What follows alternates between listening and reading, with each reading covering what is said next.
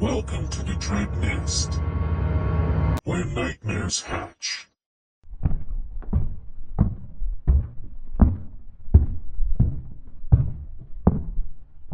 They say some places don't want to be found. The Ural Mountains are one of them. In late January 1959, 9 experienced hikers, students from the Ural Polytechnic Institute, set out on what was supposed to be the adventure of a lifetime. They were young, skilled, and confident. They carried journals, cameras, and maps, their spirits lifted by songs and laughter. The leader, Igor Dyatlov, was just 23. Calm, disciplined, a man who lived for the mountains. Alongside him was Zina, the heart of the group, Rustam, the athlete, Ludmila, fearless and outspoken. There were others too, each with their own quirks, their own dreams, their own small reasons for being there. They could not have known that only weeks later, their names would be carved into one of the most chilling mysteries in modern history. The expedition's goal was to reach Otorten Mountain, a peak whose name in the local Mansi language means, "Don't go there." The warning was ancient. It had been repeated for generations. But to the hikers, it was nothing more than folklore, a story to scare children. They laughed it off. The photographs from the early days of the trek show them smiling, playing their guitars in the snow, standing arm in arm against the icy wind. They were alive. They were young. And they were walking straight into the jaws of something no human could explain. The weather turned as they climbed higher into the Ural wilderness. The snow deepened, the wind sharpened, and the path grew difficult. Still, they pressed on. Their last camp would be pitched on the slope of a barren mountain the locals called Kolat Sayakal, Mountain of the Dead. Even now, nobody knows why they chose that exact spot. The slope was exposed, vulnerable. Most experienced hikers would have gone lower, into the forest, where the trees could shield them from the wind. But Igor decided they would stay on the open ridge. Perhaps it was meant to prove their strength. Perhaps he planned to continue further the next day. Perhaps the mountain had already made its choice. That night, the storm rose around them. Snow whipped across the fabric of the tent. The hikers huddled close, writing in their diaries by lantern light. Their words, still preserved to this day, are ordinary, almost cheerful. They joked about food, they sang songs. They teased each other. But the photographs tell a different story. In the final frames recovered from their cameras, their smiles look strained. Their eyes are hollow, distracted, as if they sensed something lurking just beyond the glow of their camp. The mountain was watching. And waiting. When the search teams would arrive weeks later, they would find the tent still standing. Torn open, from the inside. The hikers' belongings left behind, their boots and coats untouched, as if they had fled in a blind panic into the freezing dark. But that is the end of the story. To understand the horror, we must begin at the beginning. 9 young souls, climbing into a place where no warmth survived. And none of them would ever come back. The days leading up to the tragedy seemed ordinary, at least on the surface. The hikers pushed deeper into the wilderness, dragging heavy sleds through waist-high snow. Their clothes were stiff with frost. Their hands were raw from the cold. But in their journals, they kept their spirits alive with jokes and optimism. On February 1st, they reached the base of Kolat Sayakal, the Mountain of the Dead. The wind screamed over the ridge. The air was sharp, thin, biting at their lungs.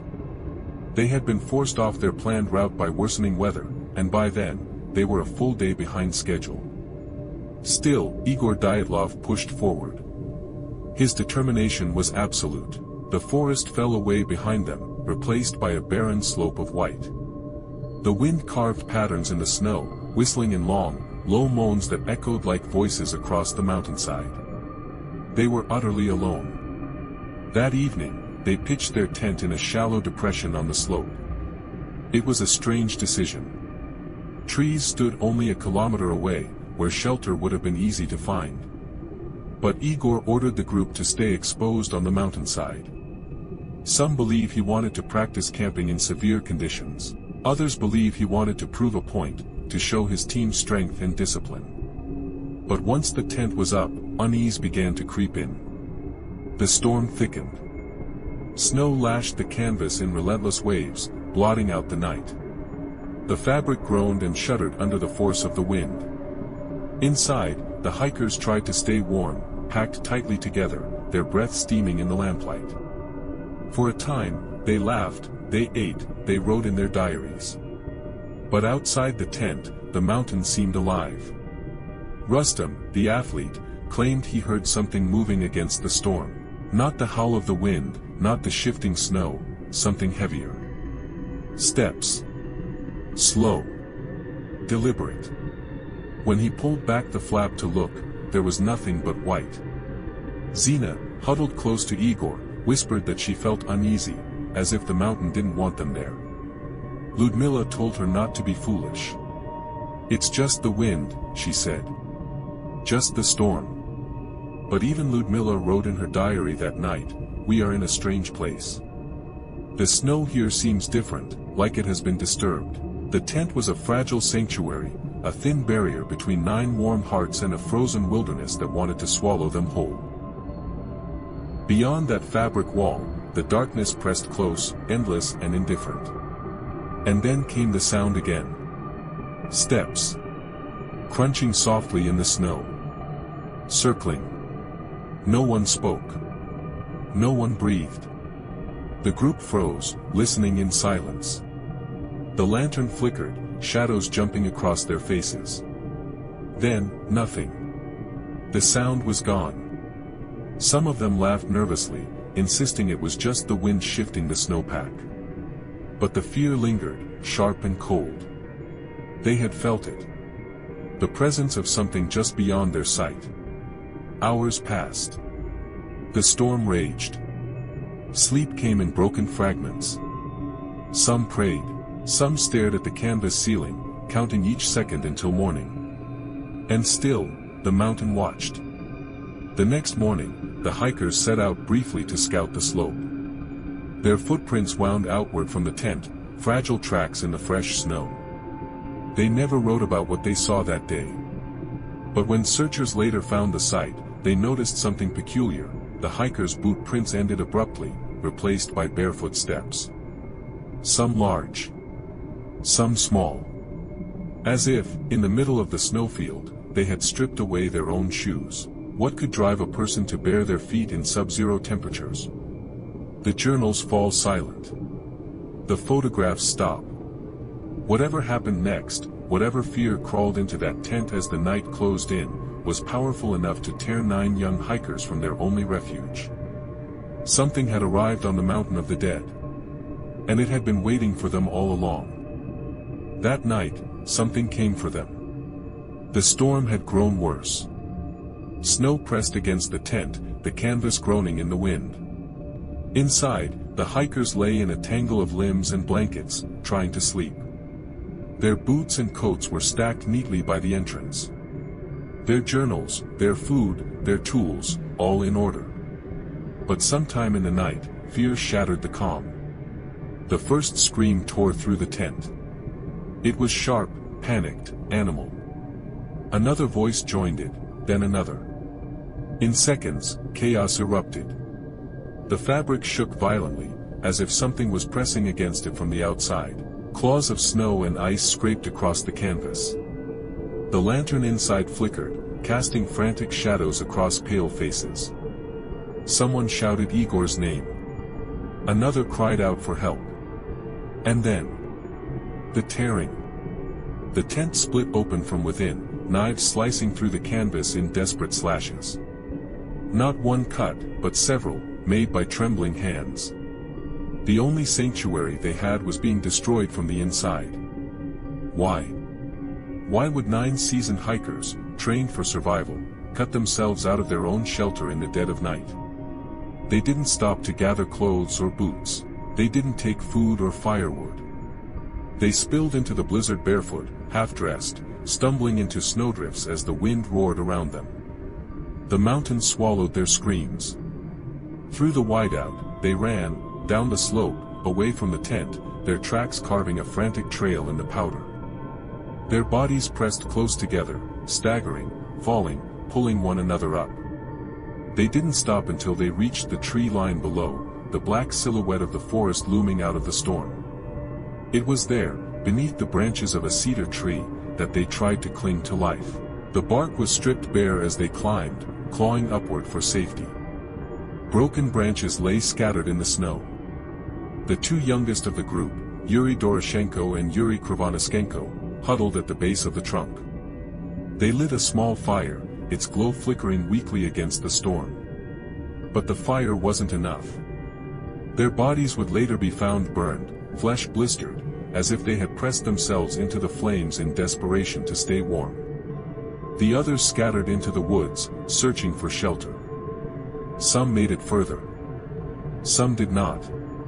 Rescuers would later find them in pieces. Igor Dyatlov himself, lying face down in the snow, frozen hands clenched in fists, as if still trying to fight the storm.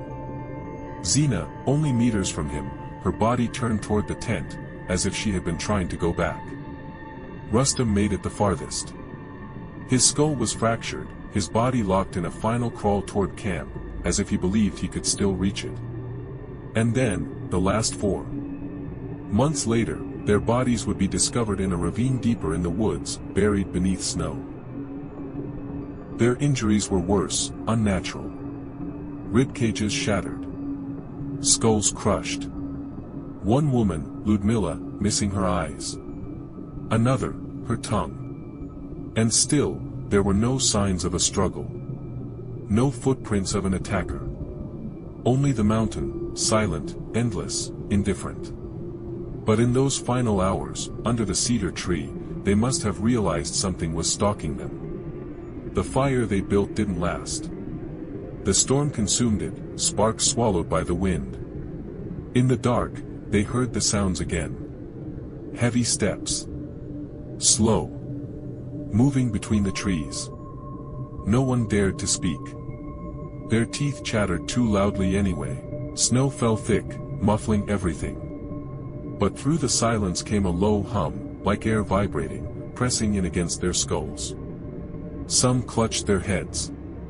Some wept. And then came the crushing force. Invisible, inescapable. Their ribs gave way, their bones snapping under pressure no storm could cause. One by one, their lights went out. The forest kept their secrets. The mountain took its sacrifice. And the snow closed over everything. When the hikers failed to return on schedule, nobody worried at first. Expeditions often ran late. Weather could delay them by days. But as the weeks passed, silence grew heavy. Parents wrote letters. Friends begged for answers. By mid-February, search parties were dispatched into the Ural wilderness. Students, volunteers, soldiers, and hunters scoured the snowbound mountainside, guided only by the last diary entries and the broken trail left behind. On February 26 they found the tent. It stood half buried in snow on the slope of Kolet. At first glance, it looked ordinary, the canvas still upright, skis and poles propping it in place. But as the rescuers approached, dread settled over them. The tent had been slashed open, from the inside. Its entrance was still tied shut, untouched. Boots, jackets, food, a flask of vodka, a stack of journals.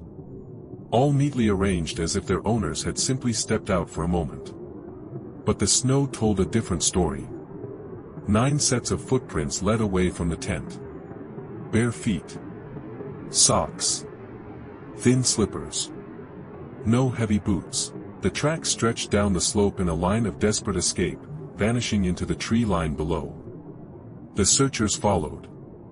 At the edge of the forest, under the shadow of a tall cedar tree, they made their first grim discovery. The bodies of Yuri Doroshenko and Yuri Krivonischenko lay in the snow. Both were nearly naked, stripped to their underwear. A small fire had burned itself out nearby. The cedar's bark was shredded as if they had climbed high, tearing branches in their frantic attempt to survive. Their hands were black with frostbite, their skin burned from where they had pressed too close to the flames. The rescuers pressed deeper into the forest. 3 more bodies were found between the cedar tree and the tent: Igor Dyatlov, Zina Kolmogorova, and Rustam Slobodin. Their poses told a story of struggle. Igor lay with fists clenched, his face buried in the snow. Zina's body was angled toward the tent, as if she had tried to crawl back. Rustam's skull was fractured, his final movements etched into the snow like a desperate crawl. The last 4 were missing. For months, the mountain held its silence. The snow melted slowly, reluctantly, until May arrived, and with it, the final horror. In a ravine, beneath 4 meters of snow, searchers uncovered the bodies of Ludmila, Semyon, Alexander, and Nikolai. These were not deaths from exposure. Their injuries were brutal, catastrophic. Rib cages collapsed inward. Skulls crushed. And yet, no external wounds, no bruising on the skin, as if the force had come from inside their own bones. Ludmila's eyes were missing. Her tongue torn out. Some of the clothing carried high levels of radiation, glowing faintly on Geiger counters. The rescuers recoiled. What could do this? No avalanche had struck. No predator had left its mark. The snow was unbroken except for the hikers' own tracks. The investigation began immediately. Autopsies revealed no signs of struggle, no defensive wounds. The hikers had simply fled, half-dressed, into sub-zero temperatures, where death was certain. But from what? From who? Theories sprouted like weeds. Some whispered it was the Mansi people, local tribes angered by trespassers. But there were no signs of violence, no footprints but the hikers. Others claimed it was a secret military test, parachute mines, radiation weapons, sonic experiments. But if so, why were there no records, no official acknowledgement? Then came darker whispers, the mountain itself. Locals spoke of lights in the sky that night, strange glowing orbs drifting above the ridges. Some rescuers claimed to have seen them, too. Others remembered the Mansi word, Kolat-Sayakal. The mountain of the dead. A cursed place. A place that did not forgive trespassers. In the official report, investigators wrote one chilling sentence: the hikers died as a result of an unknown compelling force. Unknown. Compelling. Force. Even the Soviet government, a machine of control and certainty, had no explanation. The case was closed. Files locked away. The families left with only silence. But the mountain remembers. To this day, the tent still haunts photographs. The slashed fabric. The footprints. The frozen bodies. No answers. Only questions. 9 young souls had entered the wilderness. None returned. And the snow still whispers their names. The Dyatlov Pass incident never faded. If anything, it grew darker with time. In the months following the discovery, Soviet investigators worked in silence.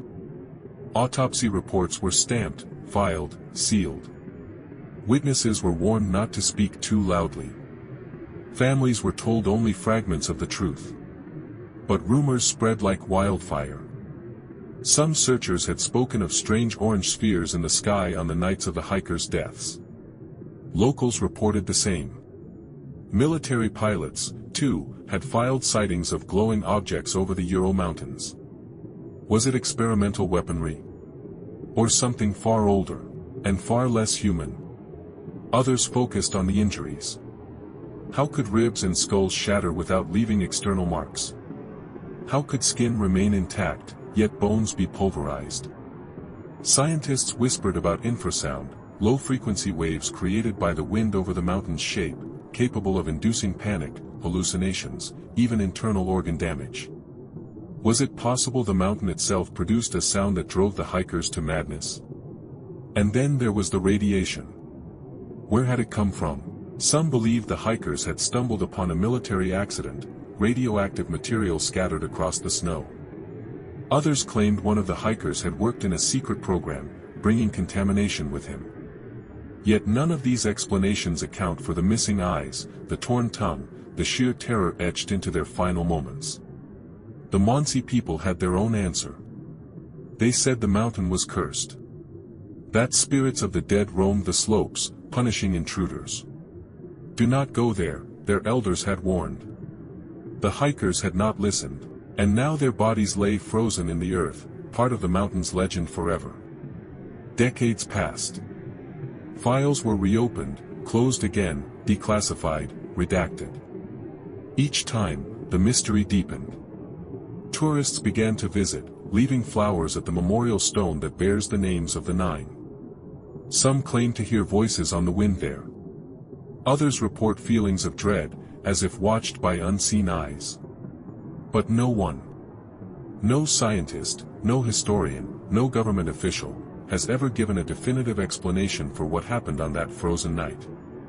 Theories abound: avalanche, murder, Yeti, UFOs, each as unlikely as the last. The truth lies buried beneath the snow. 9 young hikers went into the mountains full of life, laughter, and dreams. They left behind photographs, journals, footprints in the snow. And a mystery so chilling, so unexplainable, that even today it feels less like history, and more like a nightmare. Imagine them, one last time, huddled in the tent as the storm howled around them. The flicker of their lantern casting weak light. The sound of the wind. And then, something else. A presence.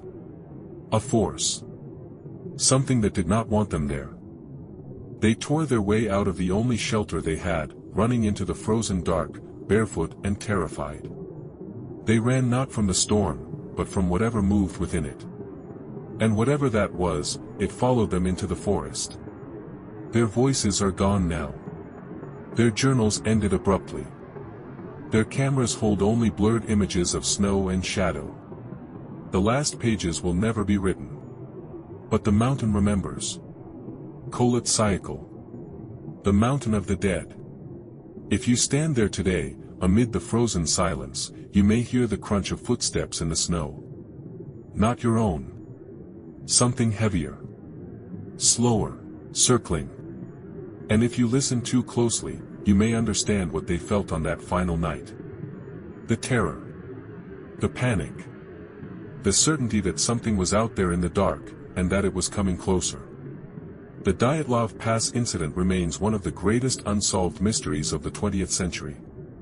And perhaps it is unsolvable. Perhaps the truth is not meant for us to know. Because some places don't want to be found. And some secrets are meant to stay buried. Forever.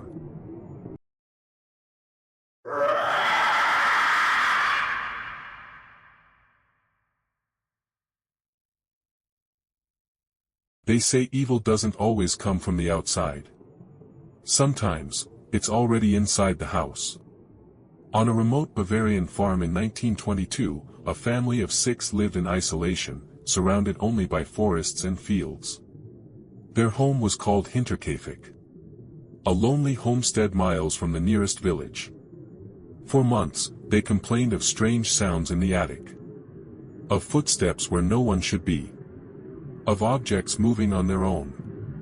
And then, one night, something in that house decided it would never let them leave alive. What followed was one of the most brutal and baffling unsolved crimes in German history. The Hinterkaifeck Murders. Andreas Gruber was 63, the patriarch of the family. A hard man. Neighbors described him as stern, short-tempered, and sometimes cruel. He ruled the household with an iron hand, and whispers spread that not all his cruelty stayed behind closed doors. His wife, Kazilia, was 72. Quiet, obedient, her body already failing under the weight of farm work and years of toil. Their widowed daughter, Victoria, was 35. Strong-willed but trapped. Rumors swirled in the village that her father, Andreas, still held her in a grip far too close, far too controlling. Some claimed she longed to escape the farm, but could not. Victoria's daughter, little Kazilia, was only 7. Bright, cheerful, with the innocence of a child who still saw the farm as a world of fields and animals, not shadows and fear. Joseph, the youngest, was just 2. A baby with pale hair and round cheeks, too young to know what evil meant. And then there was Maria, the maid. She arrived on March 31, 1922. It was her first night in the house. And it would be her last. The farm itself was remote, almost forgotten by the world. No neighbors for miles, only the sound of the wind through the pines, the crows gathering in the fields, and the endless creak of wood in the old farmhouse. And then the strangeness began. Weeks before the murders, Andreas discovered footprints in the snow. They came from the dark forest, leading straight to the farmhouse. But there were none leading back. No retreat. No escape.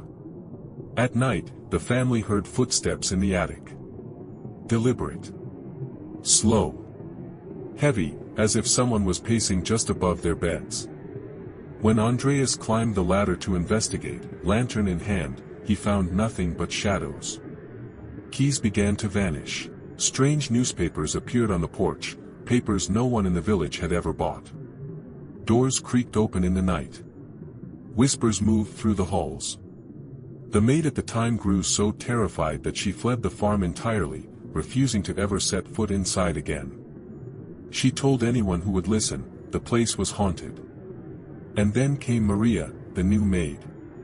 Unlucky, hopeful, and perhaps unaware of the stories whispered in town. She arrived March 31st. That same night, the murders began. No one knows the exact order of events. The truth lies buried in silence. But what is certain is this: sometime in the evening, the killer lured Andreas, his wife Kazilia, Victoria, and little Kazilia out into the barn, one by one. Perhaps they heard a noise among the animals. Perhaps they saw a shadow moving. Perhaps they were called out by name. Inside the barn, the killer waited. Armed with a mattock, a brutal farming tool, sharp like a pickaxe, heavy as iron. One by one, the family entered. And one by one, they were struck down, their skulls shattered, their bodies collapsing into the hay. Andreas fell first. Then Kazilia, his wife. Then Victoria, fighting to breathe with her final gasp. And then the child, little Kazilia. The girl suffered longest. Her hair torn out in clumps. Her small hands twisted, broken, as if she had clawed at herself in agony before death. Her final moments were a storm of pain no 7-year-old should ever know. But the nightmare was not finished. Back in the farmhouse, 2 more lives remained. The maid, Maria, on her first night of work, never made it to morning. She was bludgeoned to death in her bed. And last, baby Joseph. Asleep in his crib, wrapped in blankets, dreaming the dreams only children know. The killer crushed his skull, ending his life before it had truly begun. 6 souls. 6 lives. All extinguished in one night of terror. And then, the horror deepened. The family failed to appear in church. Their fields went untended. The farm grew quiet. Too quiet. Neighbors whispered. Something was wrong. On April 4th, days after the murders, a search party forced their way into Hinterkaifeck. What they found inside would haunt them forever. The barn, 4 bodies, broken, blood-soaked, covered in hay. The maid's room, Maria, lying lifeless in her nightclothes. The nursery, baby Joseph, brutally slain. The investigators should have walked into silence. But instead, they found signs of life. The killer had stayed. The animals had been fed. The cows milked. Meals had been cooked in the kitchen. Smoke had risen from the chimney. For days, while the family lay dead, their murderer lived in the house. Walking the halls. Sleeping under the roof. Eating their food. Listening to the silence of 6 corpses only a few feet away. Imagine it. The wind outside rattling the shutters. The snow falling thick. And inside, someone, waiting. The police swarmed the farm. But the deeper they searched, the stranger the story became. The murder weapon was found. The blood-stained mattock, hidden in the rafters. But there were no fingerprints. The mysterious footprints in the snow remained, leading from the forest to the farmhouse. But none led back. Dozens of suspects were questioned. Neighbors. Workers. Even Victoria's rumored lover. But none could be tied to the crime. Dark rumors spread. Of incest between Andreas and Victoria. Of jealousy, revenge, and forbidden children. Some believed Joseph was not a child of love, but of shame. The product of sin. Could it have been a neighbor? Someone who knew the family's secrets? Or was it a stranger, hiding unseen in the attic for weeks, watching the family as they slept, waiting for the moment to strike? Years passed. Theories multiplied. Each more chilling than the last. Some said it was a drifter. Others said it was Victoria's secret lover, consumed by rage. And still others swore it was no man at all, but something darker. Picture it. The farm, silent. Snow falling outside, smothering the world in white. Inside, the animals stir uneasily. Their eyes rolling, their bodies shifting in fear. Above, in the attic, boots pace slowly. Back and forth. Patient. Relentless. The family whispers below. About missing keys. About strange papers. About the footsteps in the attic. And above them. It waits. Until one by one, they step outside into the barn. Until the mattock swings. Until the silence returns, heavier than before. The killer stays. Cooking meals. Feeding cows. Listening to the slow drip of blood into the hay. And when the bodies are finally found, the farmhouse is empty. The footprints vanish. The killer becomes smoke, shadow, legend. The crime remains unsolved to this very day. Closing. The Hinterkaifeck murders remain one of the darkest mysteries of the 20th century. 6 lives stolen. A killer who vanished into thin air. And a farmhouse that seemed to keep its secrets.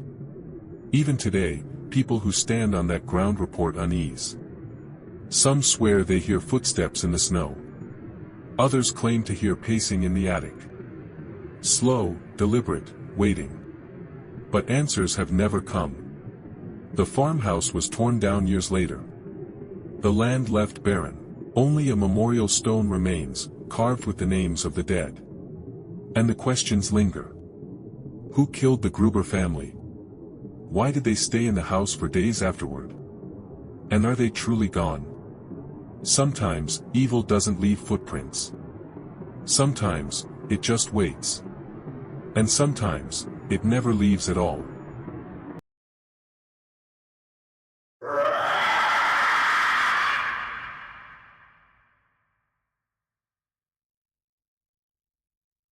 They say the scariest hauntings aren't in castles or graveyards.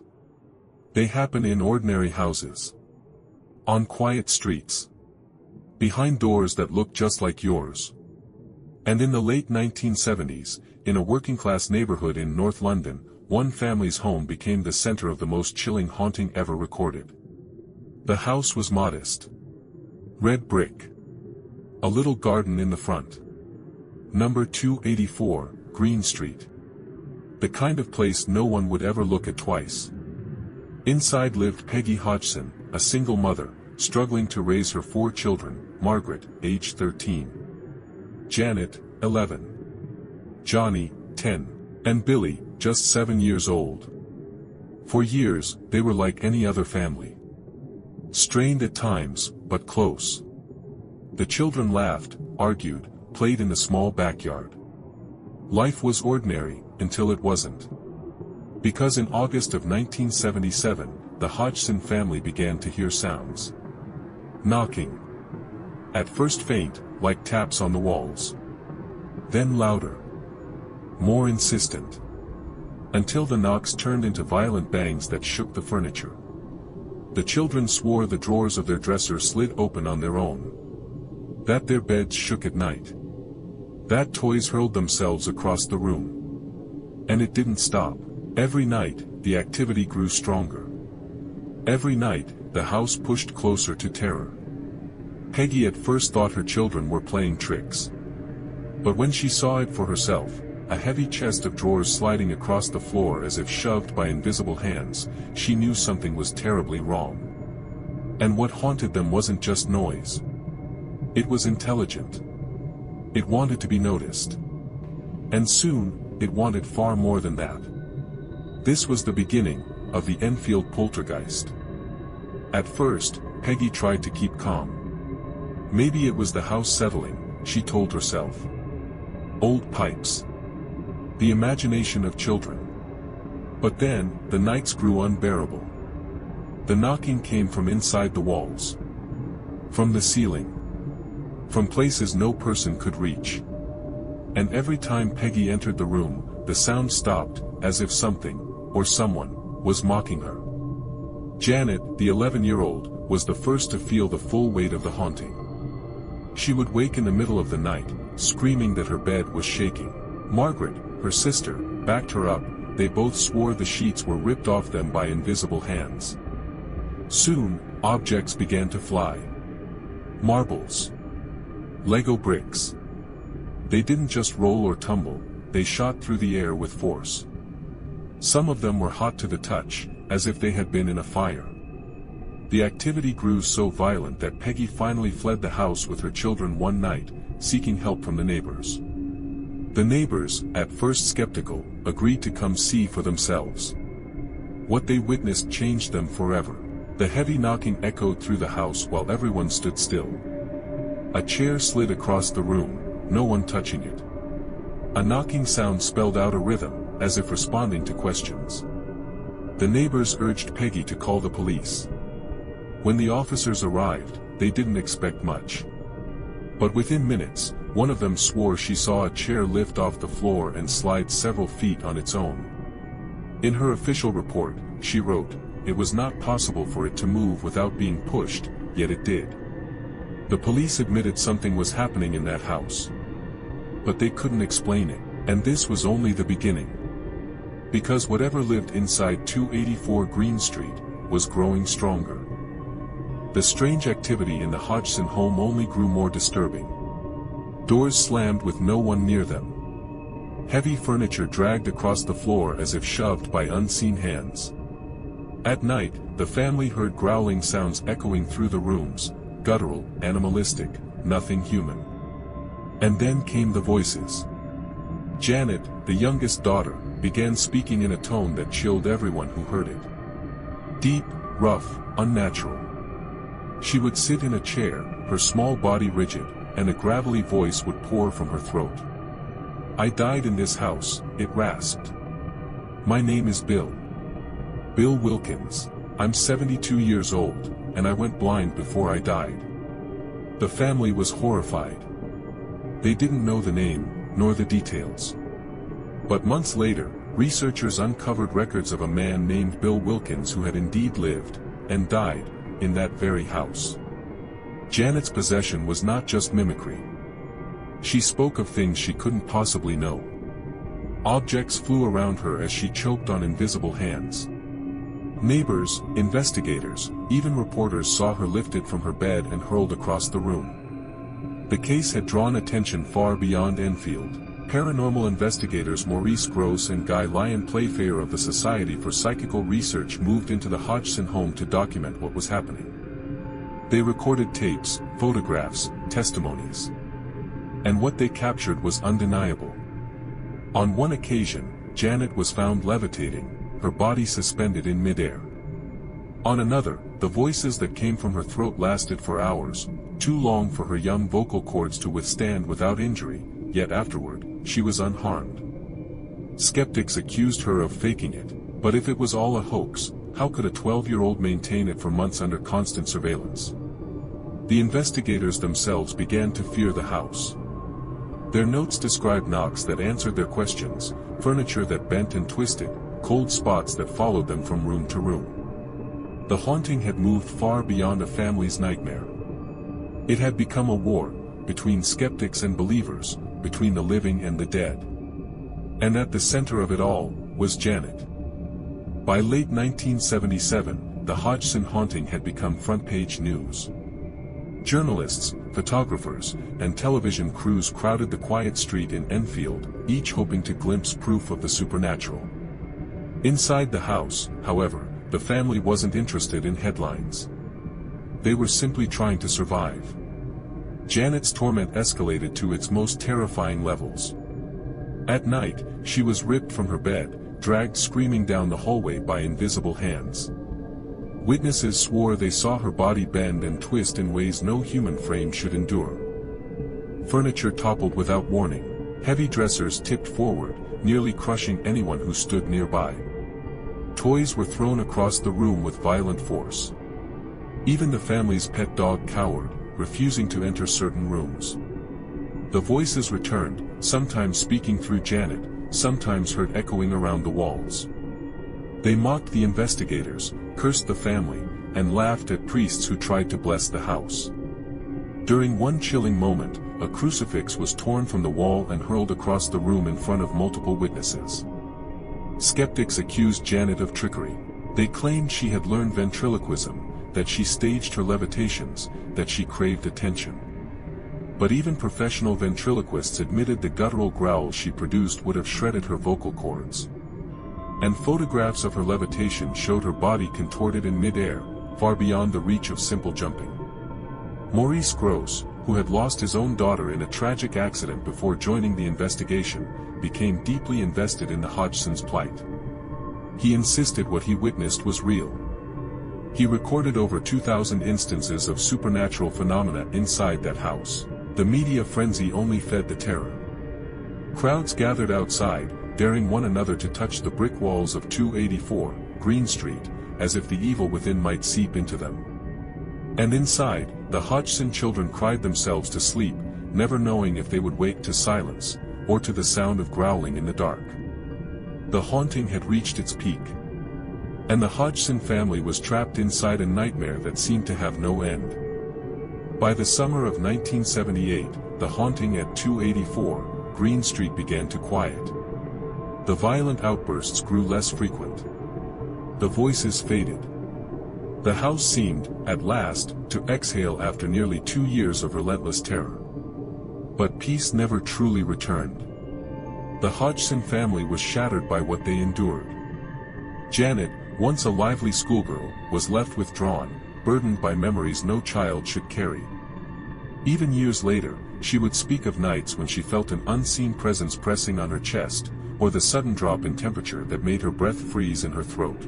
Her sister Margaret, though quieter, admitted that something evil had lived with them, something that did not belong to this world. Their mother, Peggy, refused to speak much about the details in later years. She wanted only to move on, though the scars lingered in silence. Investigators never agreed on what had truly happened. Skeptics pointed to the possibility of hoaxes, insisting the girls had staged incidents for attention. Yet Maurice Grosse and Guy Lyon Playfair, who spent countless nights inside the home, swore they had witnessed the impossible. Grosse alone documented more than 1,500 strange events. From moving objects to disembodied voices. Events he could never explain. Even outsiders admitted to fear. Police officers who entered the home claimed to have seen chairs slide across the room without anyone touching them. Journalists confessed that they left the house shaken, their skepticism tested by what they experienced. In the years that followed, the story of the Enfield Poltergeist spread worldwide. Books were written. Documentaries were filmed. Hollywood seized on the haunting, dramatizing it in films like The Conjuring 2. But for those who had lived it, it was no story. It was their life. Janet would later confess that, yes, sometimes she and her sister faked small things. Out of exhaustion, out of pressure from constant cameras, out of the desperate need to have some control. But she insisted the true horrors, the real haunting, were no hoax. "It ruined our lives," she once said. "It was real. It was terrifying. And I'll never forget it." The house itself still stands. Tenants came and went. Some reported no problems at all, while others admitted to strange feelings, cold drafts, and uneasy nights. Neighbors, too, claimed the street never felt the same after the haunting. What happened in that small council house in Enfield remains one of the most famous and most divisive hauntings in modern history. Skeptics demand proof. Believers need none. What is certain is this: for nearly 2 years, a single mother and her 4 children endured something that defied explanation. Whether it was a poltergeist, a spirit, or something far darker, it left a mark that will never be erased. And even now, if you stand outside 284 Green Street on a quiet night, some say you can hear it. The low growl of a voice that should not exist. The sound of a chair sliding across the floor. Or the distant echo of children crying in the dark. The Enfield Poltergeist remains unsolved. And perhaps, like all great hauntings, it was never meant to be solved.